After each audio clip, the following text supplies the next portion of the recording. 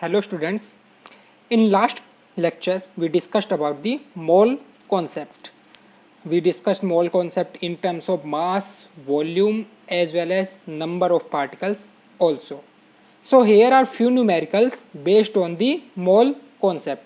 So try to solve them to test your grip. Okay.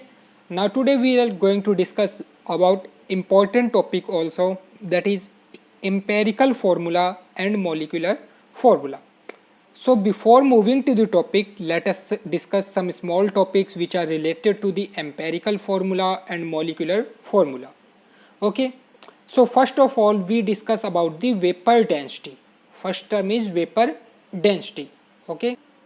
So basically vapour density को define करने के लिए हम क्या कह सकते हैं कि जो वेपर डेंसिटी होती है वो रेशो होता है किसका, जो भी गैस की हमें वेपर डेंसिटी निकालनी हो, ठीक है, कोई भी गैस है उसकी हमें वेपर डेंसिटी निकालनी सपोज, तो उस गैस का, ठीक है, उस गैस का हमें एक सर्टेन वॉल्यूम का मास लेना है, ठीक है, सपोज हमने उसका जो भी एक वॉल्यूम है उसका मास कैलकुलेट करना है और उतने ही वॉल्यूम का हाइड्रोजन गैस का मास कैलकुलेट करना है। सपोज मैं ये कह रहा हूँ कि मेरे पास कोई एक्स गैस है और इसकी मुझे वेपर डेंसिटी फाइंड आउट करनी है, तो ये जो एक्स गैस है इसका सपोज मैंने 100 ml लिया, ठीक है, ये एक सर्टेन वॉल्यूम हो गया और इसी 100 वॉल्यूम का मुझे मास मेजर करना है, ठीक है, फर्स्ट स्टेप ये। सेकेंड स्टेप में क्या करना है, सेम वॉल्यूम, ठीक है, इतना ही वॉल्यूम का 100 ml का मुझे क्या लेना है, हाइड्रोजन गैस लेनी है 100 ml की और उसका मास मेजर करना है, ठीक है, दोनों का मास आ गया, सपोज इसका मास आया A, इसका मास आया B, तो जो वेपर डेंसिटी हो जाएगी इस एक्स गैस की, vapour density of X equal to जो मास A का आया A अपॉन में A का मास अपॉन में B का मास। तो ये सिंपल सी बात है, ये वेपर डेंसिटी होगी। क्लियर है कि क्या हो जाएगा, to find out the vapor density of any x gas we have to take mass of certain volume of that gas and divided by mass of same volume of hydrogen gas, that is known as vapor density। ठीक है, अब देखो मैं यहाँ से लिख देता हूँ कि वेपर डेंसिटी इक्वल टू क्या हो जाएगा, mass of x gas upon में मास ऑफ H2 गैस, ठीक है, वॉल्यूम कितना V, तो इसका भी वॉल्यूम कितना होगा V, क्योंकि वॉल्यूम क्या रखना है, सेम। क्लियर है। सो अब हमने एक रूल पढ़ा था एवोगैड्रोस हाइपोथेसिस। एवोगैड्रोस ने क्या कहा था कि इक्वल वॉल्यूम में under similar condition, equal volume में अंडर सिमिलर कंडीशन कोई भी गैस हो उसके अंदर क्या होंगे, इक्वल नंबर ऑफ मॉलिक्यूल्स। तो यहाँ पे इक्वल, यहाँ पे कंडीशन है, सिमिलर कंडीशन है और वॉल्यूम भी क्या है, इक्वल है, तो इसके जो नंबर ऑफ मॉलिक्यूल्स होंगे एक्स गैस के और H2 गैस की वो भी क्या होंगे, इक्वल। तो मैं मास को रिप्लेस कर सकता हूँ किससे, नंबर ऑफ मॉलिक्यूल से, ठीक है, तो मैं इसको रिप्लेस कर सकता हूँ मॉलिक्यूल से। सपोज उसके अंदर n मॉलिक्यूल थे, मास ऑफ n मॉलिक्यूल्स, ठीक है, n मॉलिक्यूल्स और mass of n molecules of H2 gas, और ये किसके लिए था, X गैस के लिए, ठीक है। अब n मॉलिक्यूल का मास आ गया। अब n मॉलिक्यूल सपोज मैंने वहां पे कह दिया कि एक 6.022 इंटू 10⁻23 मॉलिक्यूल्स, जो एवोगैड्रोस नंबर हम कह रहे थे, ठीक है। इट मीन्स ये इसके इक्वल हो जाएंगे किसके, mass of 6.022 into 10⁻23 molecules of x upon में mass of 6.022 20 into 10⁻23 molecules of H2 gas, ठीक है, ये भी इक्वल टू वेपर डेंसिटी। अब वेपर डेंसिटी मास ऑफ इतने मॉलिक्यूल्स का हम क्या कहते थे, मोलर मास, तो ये हो गया molar mass of x upon में ये भी क्या है, molar mass of H2 gas.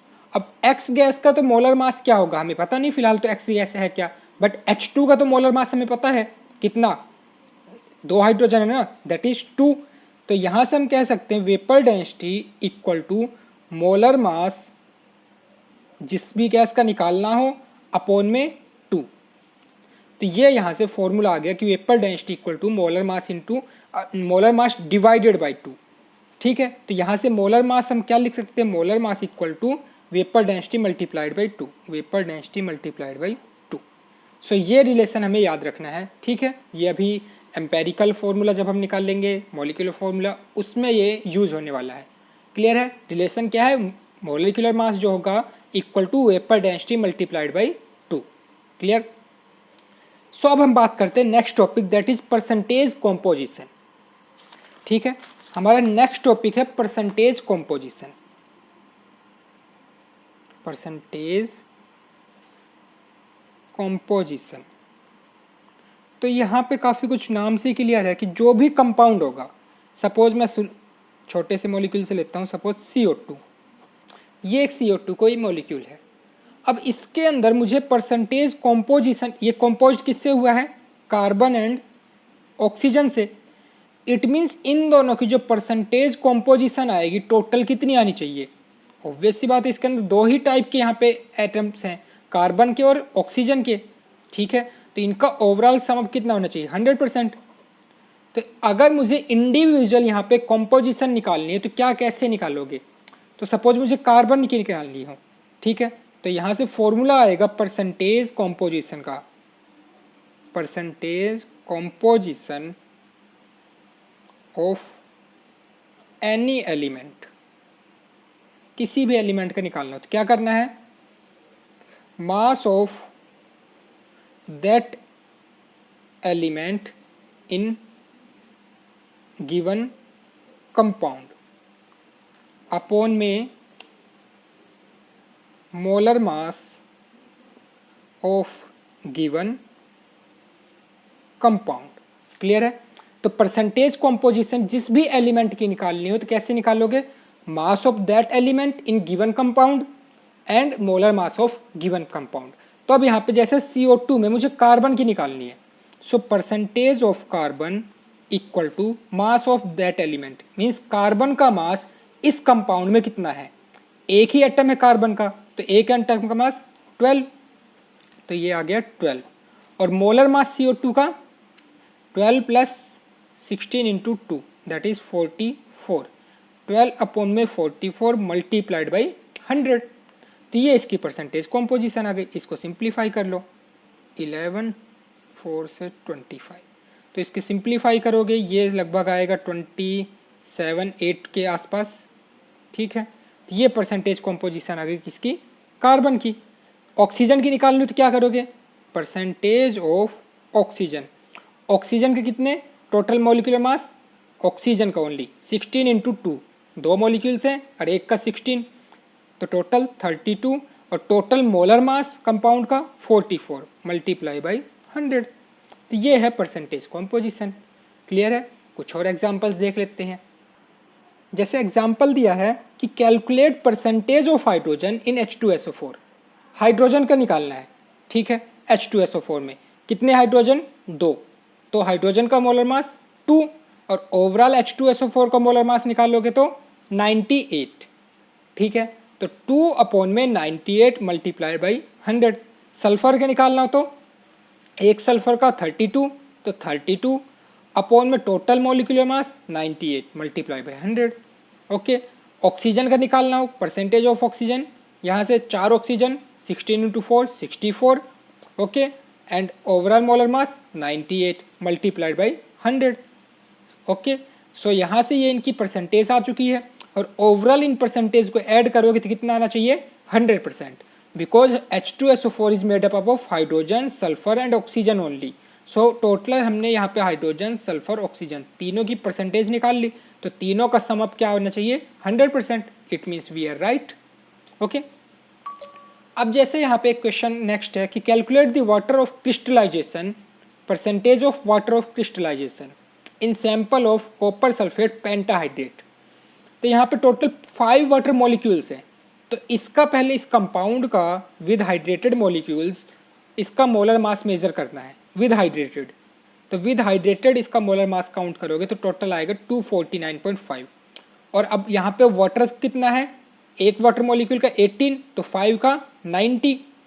तो वाटर ऑफ क्रिस्टलाइजेशन का परसेंटेज निकालोगे तो 90 अपॉन में 249.5 multiply by 100, so it means 36.01%।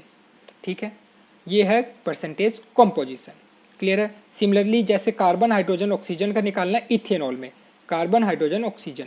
Okay, तो percentage of carbon, 2 carbon 24 multiplied divided by 46 multiplied by 100। Similarly percentage of oxygen, 1 oxygen 16, overall molar mass 46 multiplied by 100। Percentage of hydrogen 516, total 6 hydrogen, तो 6 into 1 that is 6 divided by 46 multiplied by 100. So this is how we can calculate percentage composition by the given molecular formula.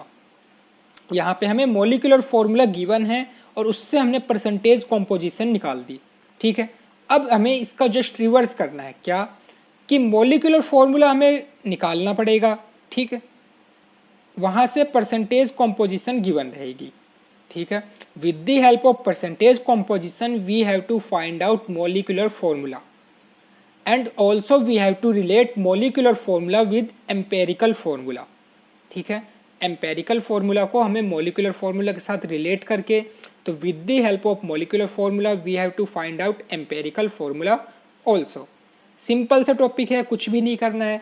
ठीक है, तो पहले इस चीज़ को समझते हैं empirical formula concept होता क्या है। तो एम्पेरिकल फॉर्मूला कॉन्सेप्ट को समझने के लिए क्या करते हैं, जैसे मैं एक एग्जांपल देता हूँ। मैंने यहाँ पे लिख दिया C2H6, यहाँ पे लिख दिया C4H10, C6H6, H2O2। ठीक है, अब ये डिफरेंट यहाँ पे कंपाउंड है। जैसे C2H6 क्या है, ethane, C4H10 butane, C6H6 benzene, H2O2 hydrogen peroxide. ठीक है, ये इनके क्या है respective molecular formula. Molecular formula ये डिफरेंट कंपाउंड्स के यहाँ पे गिवन है। अब C2H6 को किसी एक ऐसे नंबर से डिवाइड करो, ठीक है, जो ये कार्बन है। ठीक है, और ये किसका दूसरा एलिमेंट क्या है इसमें, हाइड्रोजन।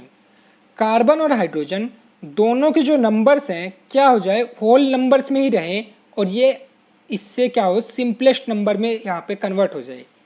मीन्स जैसे एक एग्जांपल मैं ये लेता हूँ कि जैसे मैं ये लिखता हूँ यहाँ पे 4/2, इसको आपने यहाँ पे सिंपलेस्ट फॉर्म में लिखना सीखा होगा। 4/2 को क्या लिख सकते हो, 2 से दोनों ही नंबर डिविजिबल हैं तो 2/1, ये इसका सिंपलेस्ट रेशो हो गया। तो सिमिलरली हमें यहाँ कंपाउंड्स में भी देखना पड़ेगा कि इनका जो सिंपलेस्ट रेशो क्या बन सकता है। तो जैसे C2H6 में दोनों ही डिविजिबल बाई 2 हैं, हमें होल नंबर में देखना है ओनली, कोई भी यहाँ पे फ्रैक्शन में नहीं होना चाहिए, डेसिमल में नहीं होना चाहिए। तो C2H6 डिविजिबल बाई 2 है, तो on dividing by 2, on dividing by 2 क्या फॉर्मूला हमें मिलेगा, C2 को 2 से डिवाइड किया ओनली एक कार्बन, हाइड्रोजन के 6 से 2 से डिवाइड किया तो एक हाइड्रोजन, यहाँ से हमें ड्राइव हुआ CH3। C4H10 में किससे डिवाइड कर सकते हो, इसको भी 2 से डिवाइड कर सकते हैं, तो यहाँ से C2H5 ये यूनिट ऑब्टेन हुई। C6H6 में इवन इसको तो हम 6 से डिवाइड कर सकते हैं और ईजिली हमें यहाँ पे कार्बन और हाइड्रोजन 1:1 ये यहाँ से ऑब्टेन हो गया। H2O2 में इसको भी ये 6 से ये 2 से डिवाइड कर दो, HO, ये हमें यहाँ पे सिंपलेस्ट नंबर मिल चुके हैं। यानी सिंपलेस्ट जो फॉर्म ये मिली है इन्हीं को हम बोलेंगे एम्पेरिकल फॉर्मूला, एम्पेरिकल फॉर्मूला। तो ये जो गिवन मॉलिक्यूलर फॉर्मूला है उनके ये क्या है, एम्पेरिकल फॉर्मूला। तो एम्पेरिकल फॉर्मूला कैसे डिफाइन करोगे कि it is that chemical formula which can express in the simplest whole number ratio, okay, of that molecular formula। ठीक है, so it is that chemical formula which express the simplest whole number ratio of atoms in the given compound। जो भी given compound है, given molecular formula है, उसको simplest whole number ratio में कैसे define कर सकते हो, उसी को बोलेंगे एम्पेरिकल फॉर्मूला। क्लियर है। तो ये हमारा क्या होगा, क्या एम्पेरिकल फॉर्मूला। और जो वो कंपाउंड है उसका एक्चुअल फॉर्मूला क्या है उसको हम बोलेंगे मोलिकुलर फॉर्मूला।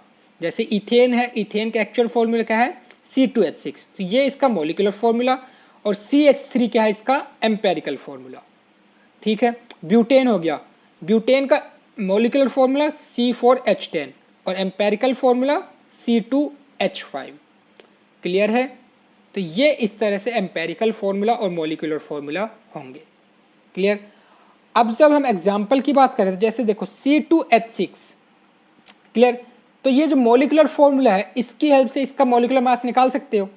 कार्बन एक का 12, तो 2 यहाँ पे है कितने, 12 इंटू 2, हाइड्रोजन कितने 6, 1 इंटू 6, टोटल 30।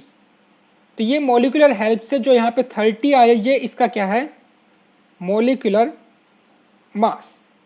तो सिमिलरली जब एम्पेरिकल फॉर्मूला से कैलकुलेट करोगे जो मास, वो उसका क्या कहलाएगा, एम्पेरिकल मास। क्लियर है, तो 1 carbon 12, 3 hydrogen 1 into 3 that is 15। तो यहाँ पे ये इसका क्या आ गया, एम्पेरिकल मास 15। क्लियर है। इस चीज़ को और दोबारा से एक्सप्लेन करते हैं कि मैं क्या कह रहा था। जैसे मैं एग्जांपल दोबारा लेता हूँ, एक कोई भी एग्जांपल ले लेते हैं, जैसे C2H4, ठीक है, C2H4। अब ये इसका मोलिकुलर फॉर्मूला है, तो मोलिकुलर फॉर्मूला की हेल्प से जो यहाँ पे मास कैलकुलेट करोगे तो वो उसका क्या कहलाएगा, मोलिकुलर मास। तो कैलकुलेट करो, 12 into 2 plus 1 into 4 that is 24 plus 4 28। अब इस मोलिकुलर फॉर्मूला को हम कन्वर्ट कर सकते हैं एम्पेरिकल फॉर्मूला में। तो इसका सिंपलेस्ट होल नंबर रेशियो के लिए किससे डिवाइड कर सकते हो, 2 से, डिवाइडेड बाई 2। तो यहाँ से CH2, ये इसका आ गया एम्पेरिकल फॉर्मूला। तो एम्पेरिकल फॉर्मूला का जो मास कैलकुलेट करोगे उसको हम क्या बोलेंगे, एम्पेरिकल मास। तो एम्पेरिकल मास कितना आएगा, 12 प्लस 1 इंटू 2 दैट इज 14। तो ये देखो यहाँ से ये मोलर मास, ये एम्पेरिकल मास, ये मोलिकुलर फॉर्मूला, ये एम्पेरिकल फॉर्मूला। तो क्लियरली हम देख सकते हैं कि मोलिकुलर फॉर्मूला एम्पेरिकल फॉर्मूला को किसी एक नंबर से डिवाइड करेंगे तो ही हमें एम्पेरिकल फॉर्मूला मिल रहा है। सिमिलरली एम्पेरिकल मास और मोलिकुलर मास में भी क्या है, जिस नंबर से हमने इसको डिवाइड किया था, अगर इसी नंबर से इसको मल्टीप्लाई कर दो, किस नंबर से डिवाइड किया, 2 से, तो मल्टीप्लाइड बाई 2 कर दो तो हमें मोलिकुलर मास मिल रहा है। इट मीन्स मैं यहाँ से ये कह सकता हूँ कि मोलिकुलर फॉर्मूला को क्या कर दो, किसी नंबर से डिवाइड कर दो तो हमें क्या ऑब्टेन हुआ है, एम्पेरिकल फॉर्मूला। तो और दूसरी टर्म में मैं ये कह सकता हूँ कि मोलिकुलर फॉर्मूला इक्वल टू, ये अपोजिट साइड जाके, n times of empirical formula. Clear है, तो ये हमें यहाँ से रिलेशन ऑब्टेन हो गया मोलिकुलर फॉर्मूला और एम्पेरिकल फॉर्मूला के बीच। सिमिलरली मोलिकुलर मास भी क्या हो जाएगा, n इंटू एम्पेरिकल मास। क्लियर है, जब मोलिकुलर फॉर्मूला के रेस्पेक्ट में मोलिकुलर मास, तो एम्पेरिकल फॉर्मूला के रेस्पेक्ट में एम्पेरिकल मास। और ये जो n नंबर होगा ये क्या होगा, कॉमन होगा दोनों के लिए ही। तो it means molecular formula by n equal to empirical formula. तो यहाँ से n निकाल सकते हो, क्या हो जाएगा, मोलिकुलर फॉर्मूला अपॉन में empirical formula, n equal to molecular formula upon में एम्पेरिकल फॉर्मूला, या फिर मोलिकुलर मास अपॉन में एम्पेरिकल मास। तो किसी क्वेश्चन में हमें सपोज n की क्वांटिटी नहीं मिल रही, n क्या है वहाँ पे, तो हम मोलिकुलर फॉर्मूला एम्पेरिकल फॉर्मूला की हेल्प से निकाल सकते हैं n, या फिर मोलिकुलर मास एम्पेरिकल मास की भी हेल्प से n की वैल्यू निकाल सकते हो। तो इन चारों क्वांटिटी में से सपोज 2 क्वांटिटी मिली रही हुई है, ठीक है, क्लियर। तो जब आप इसको न्यूमेरिकल देखते हैं उससे ज़्यादा क्लियर होगा, ठीक है। जैसे एक न्यूमेरिकल है, a compound has molecular mass 90 U, ठीक है, एंड इट्स एम्पेरिकल फॉर्मूला है CHO2, फाइंड मोलिकुलर फॉर्मूला, ठीक है। तो कंपाउंड का मोलिकुलर मास कितना है, 90 U, and it's empirical formula है CHO2, और मोलिकुलर फॉर्मूला फाइंड आउट करना है। सो इस क्वेश्चन में क्या करेंगे कि मोलिकुलर मास 90 है, एम्पेरिकल फॉर्मूला CHO2, ठीक है। तो एम्पेरिकल फॉर्मूला की हेल्प से एम्पेरिकल मास कैलकुलेट कर सकते हो, जस्ट अभी सीखा था। Carbon 12, hydrogen 1, oxygen 16 into 2 that is 13 plus 32 that is 45 आ चुका है इसका एम्पेरिकल मास, और मॉलिक्यूलर मास क्वेश्चन में गिवन है। तो हमें मॉलिक्यूलर मास और एम्पेरिकल मास का एक रिलेशन पता था, molecular mass equal to n times of empirical mass. So यहाँ से मॉलिक्यूलर मास 90, n की वैल्यू हमें पता नहीं, एम्पेरिकल मास है 45, तो यहाँ से n की वैल्यू आ गई 90 divided by 45 that is equal to 2, n equal to आ चुका है 2। क्लियर। अब यहाँ से क्या करोगे, मॉलिक्यूलर फॉर्मूला कैलकुलेट करना है। तो एम्पेरिकल फॉर्मूला हमें पता है, और एम्पेरिकल फॉर्मूला और मॉलिक्यूलर फॉर्मूला के बीच रिलेशन है that is n into empirical formula. So molecular formula हमें कैलकुलेट करना है, n की वैल्यू यहाँ से फाइंड आउट कर चुके हैं 2, एम्पेरिकल फॉर्मूला CHO2, तो सबको 2 से मल्टीप्लाई कर दो, C2H2O4, तो ये इसका मॉलिक्यूलर फॉर्मूला आ गया। क्लियर है। तो इस तरह से फाइंड आउट कर सकते हैं हम क्या, molecular formula with the help of given empirical formula और एम्पेरिकल मास। नेक्स्ट वीडियो में हम देखेंगे यहाँ पे परसेंटेज कॉम्पोजिशन जब दी हुई हो तो उससे हम एम्पेरिकल फॉर्मूला कैसे ड्राइव करेंगे, वहाँ पे क्या आइडेंटिटी लगेंगी, क्या फॉर्मूले होंगे, तो उस रिगार्डिंग हम with the help of composition of elements we will predict the empirical formula as well as molecular formula of that given composition. Okay.